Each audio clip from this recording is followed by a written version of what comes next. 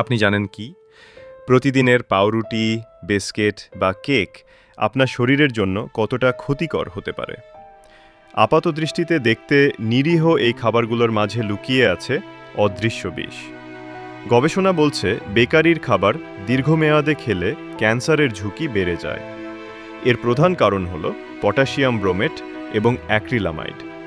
এই রাসায়নিকগুলো পাউরুটিকে নরম ও আকর্ষণীয় করতে এবং উচ্চ তাপমাত্রায় খাবার বেক করার সময় ব্যবহার হয়।